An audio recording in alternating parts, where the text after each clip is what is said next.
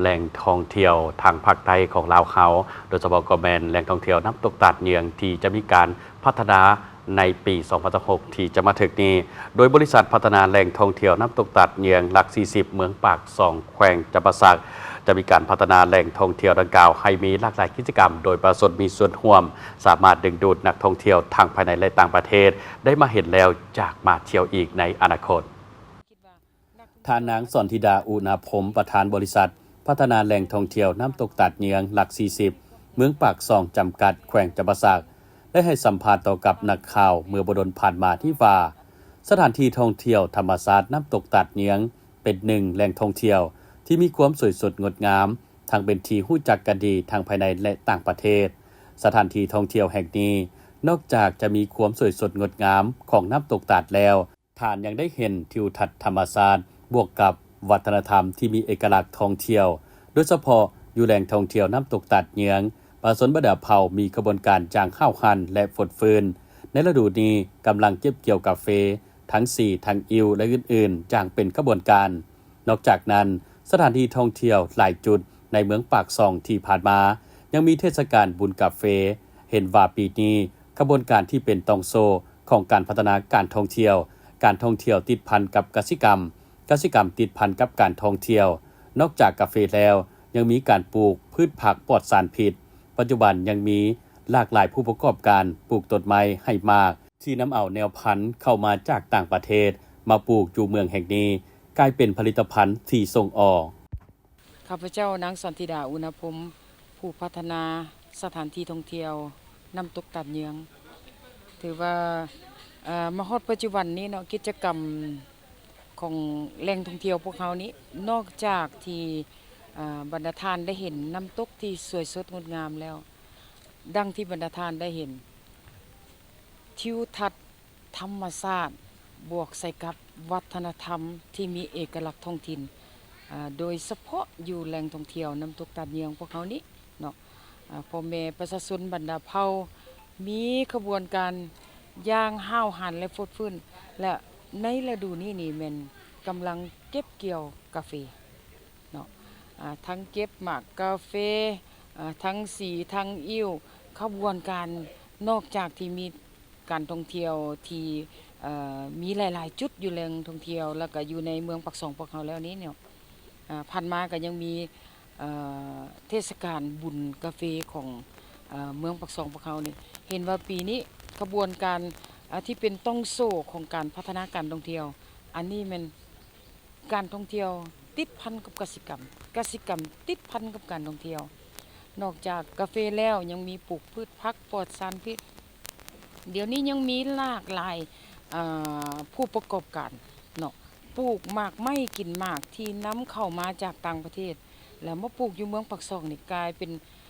ผลิตภัณฑ์ที่ส่งออกข้าพเจ้าเฝ้ารวมในนี้ย้อนว่าแหล่งท่องเที่ยวน้ำตกตาดเนียงพวกเขาก็ได้จัดตั้งกลุ่มปลูกพืชผักสะอาดปลอดสารพิษบ้านหลัก40โดยที่มีพ่อแม่ประชาชนที่มีสายแดนติดจอดในเขตที่ข้าพเจ้าเป็นผู้พัฒนานี้นำพาข้าพเจ้าปลูกกาแฟปลูกหมากไม้กินหมากปลูกผักเพื่อมาสนองให้ห้านอาหารอยู่แหล่งท่องเที่ยวน้ำตกตาดเนียงพวกเขาเพื่อสนองให้นักท่องเที่ยวที่มาเที่ยวชมฉะนั้นอันนั้นก็เป็นซีซั่นหนึ่งของการท่องเที่ยวเนาะข้าพเจ้าคิดว่าหลายๆนักท่องเที่ยวที่เข้ามาเที่ยวในสปป.ลาวพวกเขานี้สิ่งที่ทันสมัยสิ่งที่มีความพร้อมทั้งหมดนี่ข้าพเจ้าคิดว่านักท่องเที่ยวอาจจะบ้านเพิ่นอาจจะมีครบสมบูรณ์เนาะแต่มาเห็นอยู่บ้านเฮานี่มีความแตกต่างมาเห็นพ่อแม่ประชาชนผู้ตำหูกเป็นก็ถือว่าเฮ็ดอาชีพตำหูกตำกี้แอลเป็นก็ตำกี้แอลผู้จักสานก็จักสานผู้แก้สลักก็แก้สลักแล้วลูกหลานอยู่กับบ้านเนี่ยผู้เสียหญ้าได้ก็ไปเฮ็ดตามขบวนการของตนเองผู้ใดมีพรสวรรค์ที่พวกเขาเอามาฝึกมาสอนก็ก้าวมาถึงการปรุงแต่งอาหารการบริการให้นักท่องเที่ยวอันนี้ก็แม่นสีสันหนึ่งกิจกรรมหนึ่งติดพันกับคงเขตการบริการการท่องเที่ยวแล้วสำคัญเป็นมากหัวใจหลักมาเที่ยวน้ำตกงามธรรมชาติดีการบริการดีอาหารการกินปลอดสารพิษละ และยังมาเห็นวิถีชีวิตการดำรงชีวิตของพ่อแม่ประชาชนอยู่นี่อันนี้ถือว่าข้าพเจ้าคิดว่าเป็นความทรงจำหนึ่งที่นักท่องเที่ยวมาแล้วอยากกลับมาอีกบ่แม่นแต่นักท่องเที่ยวที่มาจากต่างประเทศภายในประเทศพวกเขาโดยเฉพาะบรรดาแขวงใกล้เคียงนี่ก็ถือว่ามันได้เที่ยวไปเที่ยวมาเรื่อยๆบ่แม่นว่าปีนึงจังโอ้มีเทศกาลได้จังมาตัดเนืองบ่แม่นกลายเป็นว่ามาตัดเนืองนี่มันคือมาบ้านมาเฮือนตนเองเนาะย้อนหยังมาเห็นบรรยากาศที่ว่าประชาชนอยู่นี่น่ะมีกิจกรรมมีส่วนร่วมในการพัฒนามีส่วนร่วม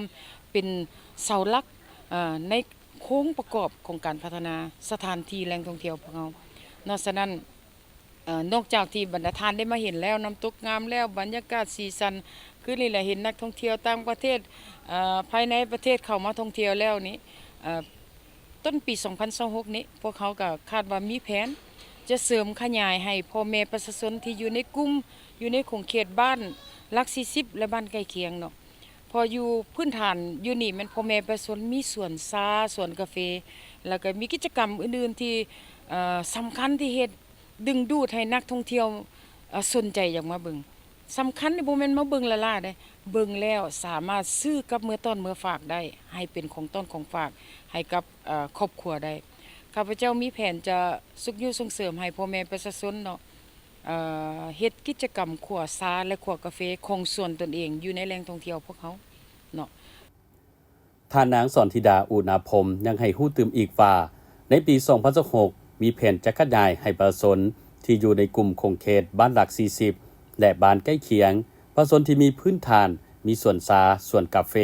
โดยจัดสรรให้มีหลากหลายกิจกรรมที่สำคัญเพื่อดึงดูดนักท่องเที่ยวที่สนใจจากมาเบิงมาเที่ยวชมแล้วสามารถซื้อกาแฟพืชผักและอื่นๆติดไม้ติดมือกลับบ้านเพื่อเป็นของต้นของฝากให้แก่ครอบครัวได้นอกจากนั้นยังมีแผนสุกยูส่งเสริมให้ประชาชนเฮ็ดกิจกรรมขั่วซาและขั่วกาแฟของส่วนตนเองอยู่ในแหล่งท่องเที่ยวแห่งนี้มีแบ่งให้แต่ละครอบครัวมีการจัดสรรกัน1อาทิตย์จะมี20ครอบครัวมายืนขั่วกาแฟใน7เตา